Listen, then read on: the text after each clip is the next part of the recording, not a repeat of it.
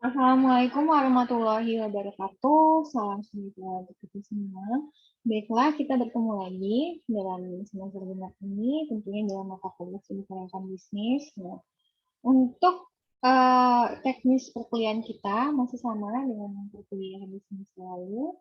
Kita memiliki 16 pertemuan, sudah termasuk dengan UTS dan UAS.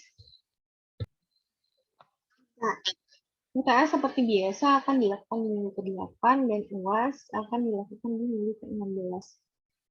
Seperti biasa, di awal perkuliahan saya akan meminta ketua kelas untuk menyerahkan nama-nama anggota kelasnya yang aktif. Jadi kalau misalnya tidak aktif, itu tidak perlu diserahkan ke saya, karena saya akan membentuk kelompok. Nah, saya harapkan yang diserahkan nanti nama-nama anggota kelasnya itu yang memang aktif mengikuti perkuliahan. Jadi nanti yang akan saya lakukan adalah membentuk kalian dalam kelompok. Tujuannya apa pembentukan kelompok ini? Tujuannya ini nanti untuk penilaian di tugas akhir. Jadi nanti kita di UTS dan UAS-nya itu tidak ada ujian tertulis yang teori, tapi kita lebih ke pemahaman konsepnya.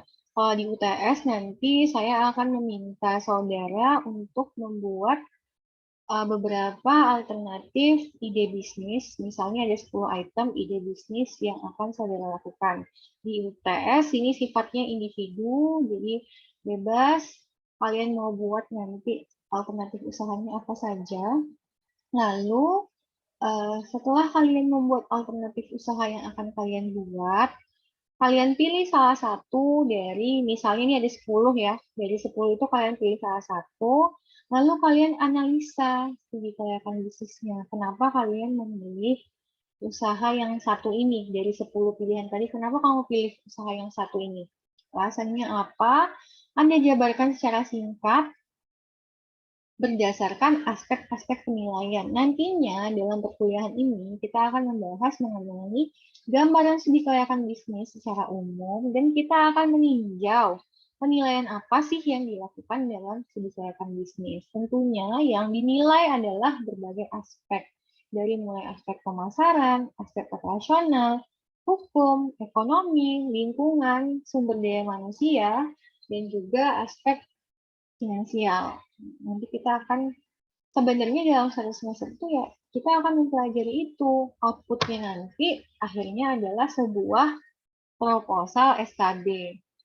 Jadi kalau untuk UTS tadi sifatnya individu, outputnya adalah saudara mampu melakukan analisa singkat mengenai studi kelayakan bisnis. Nah, nanti di UAS-nya ini adalah penugasan kelompok dan penugasan individu. Kenapa saya sampaikan dari jauh-jauh hari? Supaya saudara ada gambaran nih, nggak terlalu terburu-buru juga untuk mengerjakannya. Karena kan kita akan di bulan puasa libur ya, jadi kalian punya banyak sekali panjang waktunya untuk membuat proposal studi kelayakan bisnis dari sekarang. Karena sifatnya kelompok, nanti saya ingatkan lagi, silakan ketua kelas untuk menyerahkan nama-nama anggota kelompoknya. Lalu akan ada juga penilaian UAS individu. Jadi intinya adalah output dari perkuliahan kita adalah bahwa saudara mampu untuk membuat proposal studi kelayakan bisnis. Nanti gimana caranya akan saudara tinjau dari aspek-aspek yang kita nilai dalam studi kelayakan bisnis. Nah, lalu untuk RPS-nya, pengantarnya, mengenai rencana pembelajaran semester dapat saudara lihat. Sudah saya share di Google Classroom, itu merupakan keseluruhan materi yang akan kita bahas dalam satu semester ke depan. Sebenarnya materi studi kelayakan bisnis ini merupakan materi yang cukup ringan. Jadi saya rasa ya bisa lah ya diikuti ya. Mungkin nanti akan ada hitung-hitungan itu biasanya di studi kelayakan bisnis untuk aspek finansial. Nah, jadi akan ada 3 item yang menjadi penilaian untuk UTS dan UAS. Yang pertama adalah UTS, saudara memilih membuat beberapa alternatif pilihan ide bisnis, lalu saudara pilih satu yang akan saudara analisa studi kelayakan bisnisnya secara singkat. Itu untuk UTS. Lalu untuk UAS ada 2 item. Yang pertama kelompok dan individu. Yang kelompok nanti akan saya bagi, lalu saudara guyurlah untuk membuat tugasnya, karena kan membuat sebuah proposal studi kelayakan bisnis itu nggak gampang, nggak instan. Jadi diguyurlah dari sekarang. Makanya saya sampaikan juga di awal perkuliahan, membuat proposal studi kelayakan bisnis. Nanti saya share untuk contoh proposalnya. Jadi nanti dalam sebuah proposal studi kelayakan bisnis itu, saudara akan mengkaji kelayakan bisnis yang saudara akan jalankan dari berbagai aspek. Aspeknya apa-apa saja, nah itu akan kita bahas selama perkuliahan. Dalam pendahuluan pengantar mata kuliah studi kelayakan bisnis ini, kita akan membahas mengenai apa itu studi kelayakan bisnis, apa yang menyebabkan terjadinya kegagalan usaha, lalu sebenarnya manfaat bisnis apa, lembaga apa saja yang memerlukan SKB, tahapan-tahapan dalam SKB, dan aspek-aspek yang menjadi penilaian dalam sebuah SKB. Lalu untuk tugas individunya di ujian akhir, itu sama tapi dilakukan secara individu. Jadi berbeda dengan yang kelompok. Pastikan bahwa usaha yang Anda pilih dalam kelompok dengan usaha yang individu itu berbeda. Karena di sini saya ingin melihat keberagaman ide Anda sekalian. Seliar apa sih ide kalian itu? Oke. Kira-kira kalau misalnya ada yang belum jelas, bisa disampaikan melalui WA, melalui ketua kelas ke saya. Lalu untuk kuis dan lain-lainnya mungkin akan saya berikan secara random yang jelas. Saya sudah punya 3 penilaian, 1 UTS, dan 2 tugas akhir yang satu secara kelompok, yang satu secara individu. Tugas dan kuis lain mungkin akan saya susulkan. Ya, simpel lah seperti biasa, membuat resume. Oke, jadi kita lanjut. Ketika kita berbicara mengenai sebuah studi kelayakan bisnis, nah kita akan berbicara mengenai bisnis. Seperti yang kita tahu, bisnis itu merupakan organisasi yang orientasinya adalah laba, profit oriented. Kalau misalnya orientasinya laba, berarti konsep bisnis ini adalah bagaimana caranya memaksimalkan keuntungan, tapi biayanya diminimalkan. Seperti itu ya, kalau bisnis ya, berbeda kalau organisasi sosial. Kalau organisasi sosial biasanya sifatnya sukarela. Kalau bisnis pastinya itu profit oriented, karena tujuannya adalah memaksimalkan keuntungan. Bisnis ini merupakan semua lembaga, baik itu besar, kecil, yang bergerak di berbagai bidang dengan kegiatan menciptakan barang dan jasa, ya tujuannya itu adalah untuk mendapatkan laba. Lalu studi kelayakan bisnis, apa yang akan kita pelajari dalam studi kelayakan bisnis? Secara sederhana, memastikan bahwa usaha yang akan dijalankan layak untuk dilakukan, yang menghasilkan manfaat lebih besar daripada pengorbanan yang dikeluarkan. Dalam SKB ini dilakukan pendalaman dari berbagai aspek. Tujuannya apa? Untuk memastikan bahwa data dan informasi yang telah dikumpulkan itu memang benar-benar real dan dapat dijadikan acuan yang memang acuan terpercaya untuk menjadikan dasar pembuatan proposal studi kelayakan bisnis. Jadi apa saja yang diperoleh nanti ada data biasanya dalam bentuk angka, nanti akan dihitung, lalu akan ada analisis, selanjutnya akan dari analisis akan dibuat keputusan layak atau tidak layak. Karena studi kelayakan bisnis ini merupakan bagian rencana bisnis plan, jadi ini semua masih berupa usaha. Kalau sudah, ini semua masih berupa rencana.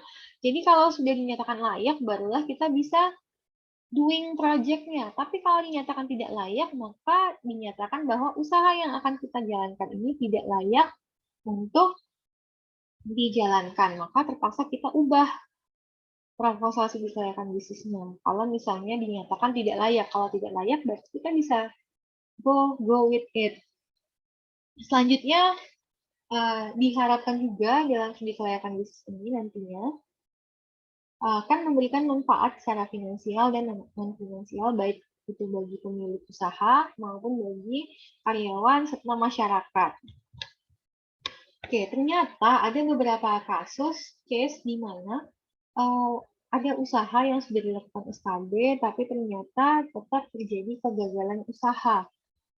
Ternyata udah dilakukan SKB nih secara detail, matang, udah hire profesional memang untuk membuat SKB-nya, ternyata usahanya gagal. Nah, penyebabnya itu apa? Biasanya disebabkan oleh adanya pengumpulan data dan informasi yang tidak lengkap. Berarti kalau ada pengumpulan data dan informasi yang tidak lengkap ini, bisa dipastikan bahwa terjadi ketidaktelitian. Jadi bisa miskonfirmasi, misinformasi, lalu karena nggak lengkap tadi, berarti bisa dipastikan bahwa datanya salah. Nah, kalau dalam aspek finansial, data yang salah ini, hitung-hitungan salah, angka salah, maupun informasi lainnya salah, itu akan menyebabkan salah perhitungan. Kalau salah perhitungan, salah dong berarti proposalnya. Kalau proposalnya salah, bisa jadi penentuan dia layak tadi itu nggak benar, nggak valid. Jadi menyebabkan terjadinya kegagalan usaha. Lalu pelaksanaan pekerjaan yang salah ini lebih ke kalau misalnya instruksinya itu tidak jelas. Lalu kondisi lingkungan seperti pandemi sekarang, kita lihat banyak sekali orang-orang yang membuka usaha. Saya senang sih, saya udah 3 bulan nggak di Jambi. Ketika saya ke Jambi, ternyata banyak sekali tempat-tempat bisnis di bidang food and beverage yang baru buka. Padahal kondisinya kemarin sempat ini ya pandemi sampai sekarang belum selesai juga. Minyak goreng, harga-harga barang pada naik, tapi banyak usaha yang buka. Di satu sisi, keuntungannya, sisi positifnya adalah banyaknya lapangan pekerjaan baru yang dibuka, meningkat tenaga kerja. Kita tahu efek pandemi kemarin, jumlah pengangguran bertambah. Terus juga sampai sekarang hilal kalau udah new normal, back to normal activity itu belum kelihatan. Kita masih kemana-mana pakai masker. Belum bebas 100% tidak pakai masker. Nah, ternyata dengan kondisi lingkungan kita yang mengalami perubahan sedrastis ini, banyak usaha yang buka, banyak usaha yang survive, ada juga yang menghentikan. Usaha-usaha yang survive dan berani buka ini, biasanya mereka telah memiliki fundamental atau dasar studi kelayakan bisnis matang. Dan biasanya yang belum pikir ini mereka kurang matang dalam studi kelayakan bisnis. Memang tidak semua usaha melakukan studi kelayakan bisnis secara profesional dalam bentuk sebuah proposal, tapi sebuah bisnis yang profesional, apalagi perusahaan yang skala bisnisnya besar, biasanya dia akan melakukan SKB secara formal. Kalau misalnya nggak matang, bisa dipastikan bahwa usaha tersebut biasanya ya akan bertahan dalam jangka waktu pendek. Karena kan kita ketika kita mendirikan bisnis, orientasi kita adalah jangka panjang. Gimana caranya untuk mempertahankan bisnis jangka panjang? Padahal setiap tahun itu terjadi ketidakpastian dari segi ekonomi, sosial, politik juga berpengaruh. Nah, jadi kita harus membuat studi kelayakan bisnis yang matang, yang fleksibel, yang bisa kita ubah. Karena nantinya dalam SKB ini nanti pelaksanaannya itu akan selalu ada monitoring, akan selalu ada evaluasi. Kalau misalnya begini, plan A. Kalau misalnya ternyata di tengah-tengah begini, kita lari ke plan B. Jadi harus fleksibel supaya usahanya tetap jalan. Kalau misalnya nggak fleksibel, kaku, kemungkinan paling buruk adalah usahanya belum tikar. Lalu, salah satu faktor penyebab kegagalan usaha itu ada juga dari unsur kesengajaan. Nah, ini biasanya berasal dari SDM. Makanya, dalam studi kelayakan bisnis, kita juga perlu untuk mengkaji SKB-nya dari aspek sumber daya manusia. Contohnya nih yang bisa menyebabkan kegagalan usaha. Karyawan kita ternyata tidak jujur atau mencuri. Nah, ini kan merupakan unsur kesengajaan dia. Dia sengaja mencuri, sengaja tidak jujur. Itu kan kalau dia mencuri dan tidak jujur memberikan kerugian ke kita. Nah, kalau terus-menerus terjadi, maka selanjutnya usaha kita akan dihentikan. Oke, secara umum manfaat dari bisnis ini sendiri adalah sangat positif sekali ya. Dalam ekonominya manfaat ini dapat dirasakan secara mikro maupun makro. Tapi bagi pelaku usaha itu sendiri dengan membuka bisnis maka dia akan memberikan keuntungan atau penghasilan untuk dia pribadi ya. Selain dia bisa mensejahterakan karyawannya, ini akan menjadikan keuntungan juga, pemasukan juga bagi si pelaku bisnis. Di samping itu, manfaat dengan membuka bisnis ini antara lain dengan adanya bisnis-bisnis yang baru dibuka akan membuka lapangan pekerjaan dan kesempatan kerja. Lalu akan tersedia sarana dan prasarana. Biasanya nanti dengan adanya bisnis yang dibuka, nanti biasanya terang, jalan jadi terang karena lampu dari si pelaku usaha tadi. Kayak sekarang banyak food and beverage yang di bidang bisnis buka. Jadi biasanya sepi kan, kita lewat di Kambang, biasanya baju-baju, kalau malam agak sepi. Nah, sekarang sudah ada mulai kafe-kafe di daerah Sungai Kambang, malam masih rame. Itu akan membuka tersedianya sarana dan prasarana. Lalu juga ada membuka isolasi wilayah. Dulu di daerah Mayang dan Simpang Rimbo itu sepi, tapi sekarang dengan banyaknya bisnis-bisnis yang dibuka di sana dari mulai perbelanjaan sehari-hari, makanan, tempat nongkrong, counter HP, itu membuka isolasi wilayah. Daerah Mayang di dekat Rumah Sakit Abdi Manap dulu itu sepi. Sekarang semenjak ada Rumah Sakit Abdi Manap yang tadinya terisolasi, sepi, yang sekarang udah ramai. Memberikan manfaat kan, berarti bisnis memberikan manfaat, yaitu membuka isolasi wilayah, meningkatkan dan membantu pemerataan pembangunan. Dengan adanya studi kelayakan bisnis, manfaatnya ini dapat dirasakan baik dari aspek finansial, ekonomi nasional, maupun sosial.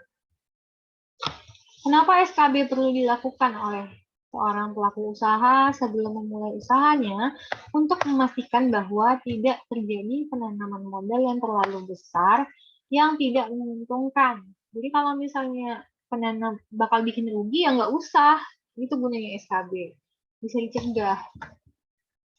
Ternyata studi kelayakan bisnis ini tidak hanya diperlukan oleh si calon pengusaha aja, tidak hanya diperlukan oleh si pelaku bisnis saja, tapi investor juga membutuhkan sebuah data mengenai studi kelayakan bisnis. Begitu juga dengan kreditur, pemerintah, dan masyarakat.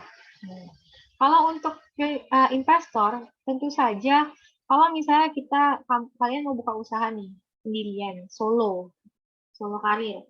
Ternyata ke depannya ketika kalian akan mengembangkan usaha kalian yang sudah ada itu, kalian mengalami keterbatasan modal, ternyata kalian membuat studi kelayakan bisnis yang baik, ternyata ada investor yang tertarik untuk menanamkan modalnya dengan pembagian porsi keuntungan yang telah disetujui terlebih dahulu. Mereka tertarik, nah nanti kalian bisa berikan proposal studi kelayakan bisnisnya. Jadi ini akan bermanfaat untuk investor untuk menentukan berapa modal yang harus dia tanamkan di usaha tersebut. Begitu juga dengan kreditur untuk menentukan berapa dana yang dengan dia melihat studi kelayakan bisnis, proposalnya, dia akan melihat berapa nih dana yang bisa saya berikan kepada si pelaku usaha ini, lalu jangka waktunya. Kira-kira dengan data yang tersedia dalam studi kelayakan bisnisnya ini bisa dikembalikan dalam jangka waktu berapa lama? Apakah sudah mantap nih studi kelayakan bisnisnya? Kalau belum mantap, nggak bisa dong kita berikan dana. Oke, tahapan-tahapan dalam studi kelayakan bisnis. Yang pertama tadi ada pengumpulan data dan informasi. Data-data yang telah dikumpulkan tersebut nantinya akan dilakukan pengolahan, dianalisis, lalu dilakukan pengambilan keputusan. Keputusannya cuma dua, layak dan tidak layak. Ini masih dari sini sampai ke sini, ini masih dalam bentuk rencana, masih dalam bentuk plan. Ketika dinyatakan layak, maka selanjutnya kita masuk ke action, ke pelaksanaan usaha. Ini dari sini sampai sini itu masih berupa rencana. Studi kelayakan bisnis itu masih berupa rencana. Lebih kayak proposal kegiatan. Kalian mau bikin proposal kegiatan, bikin dulu proposalnya, rundown-nya. Kurang lebih seperti itu. Tapi studi kelayakan bisnis ini lebih formal. Karena ini terkait dengan kelayakan suatu usaha dijalankan oleh pelaku usaha. Biasanya pelaku usaha akan tidak melakukan studi kelayakan bisnis sendirian. Biasanya dia akan menyerahkannya sama yang profesional, tapi tergantung ya bisnisnya apa. Kalau bisnis yang besar, yang sudah matang, biasanya dia tuh hire special person buat bikin SKB. Jadi nanti kalau kalian sudah bisa membuat proposal SKB yang bagus, nah bisa jadi nanti kalian jadikan sebagai sasaran buat nambah-nambah uang jajan, yaitu untuk buat proposal SKB. Nantinya kita akan membuat SKB. SKB yang akan kalian buat nanti itu mempertimbangkan aspek-aspek ini. Jadi nggak cuma data based on data dan teori-teori, tapi ada pertimbangan mengenai aspek-aspek ini, aspek pasar, dari segi pemasaran juga, finansialnya, teknis dan teknologinya, operasional, manajemen, hukumnya gimana, lingkungan, sosial, budaya, dan politik juga. Karena kan bisnis kita orientasi itu jangka panjang. Jadi emang harus lengkap. Ini untuk sistematika nanti sebuah studi kelayakan bisnis. Yang pertama adalah kalian jelaskan kenapa usaha ini layak untuk kalian buka, identifikasi peluangnya. Peluangnya seperti apa, nanti sasarannya siapa, nanti itu dalam proposal kalian, itu yang akan kalian jelaskan di awal pengantar proposalnya. Nanti akan saya berikan contoh. Contoh yang saya berikan ini, kalau nggak salah mengenai nugget rainbow. Jadi peluangnya itu ada. Kenapa tertarik untuk membuka usaha Rainbow Nugget? Karena adanya peluang masyarakat yang beralih ke hidup sehat. Hidup sehat kan kalau misalnya kita tahu uh, untuk nugget-nugget yang kemasan di supermarket itu kan sudah pakai pengawet. Nah, kalau dikonsumsi dalam jangka waktu yang panjang kan nggak bagus. Nah, ada peluang untuk membuat karena adanya konsumsi masyarakat juga yang sekarang lebih ke beralih hidup sehat. Nah, karena ada peluang itu tadi, makanya kita buat nugget rainbow yang sehat, yang tanpa pengawet, yang homemade. Nah, jadi itu contoh ya, apa peluangnya untuk membuat rainbow nugget? Karena adanya masyarakat yang sudah beralih ke hidup sehat. Mereka kepengen makan makanan olahan, tapi yang nggak berpengawet dan yang nggak pakai MSG yang emang sehat. Jadi ke anak-anak, untuk anak-anak juga bagus. Oke, lalu setelah dijabarkan, nah selanjutnya isi proposalnya akan mengkaji beberapa aspek dari aspek pasar, pemasaran, teknis, dan lain-lain. Nanti akan saya lampirkan untuk contohnya.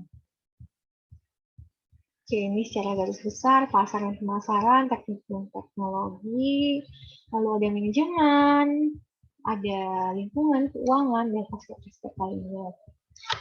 Saya rasa itu saja untuk perkuliahan kali ini. Intinya adalah kesimpulan dari materi pendahuluan studi kelayakan bisnis ini adalah bahwa yang akan kita pelajari itu bagaimana nantinya kita akan dapat melakukan penilaian suatu bisnis layak atau tidak layak untuk dijalankan dengan mengkaji beberapa aspek. Nah, itu sih yang akan kita pelajari dalam satu semester ini. Nanti diharapkan Di akhirnya, saudara mampu untuk melakukan analisisnya secara lengkap. Oke, saya rasa itu saja. Nanti akan saya share ya. Demikianlah untuk penjelasan singkat materi hari ini. Mohon maaf apabila ada salah kata. Nanti kalau tidak ada yang tidak jelas, bisa dikonfirmasi dengan saya. Wabillahi taufiq wal hidayah. Wassalamualaikum warahmatullahi wabarakatuh.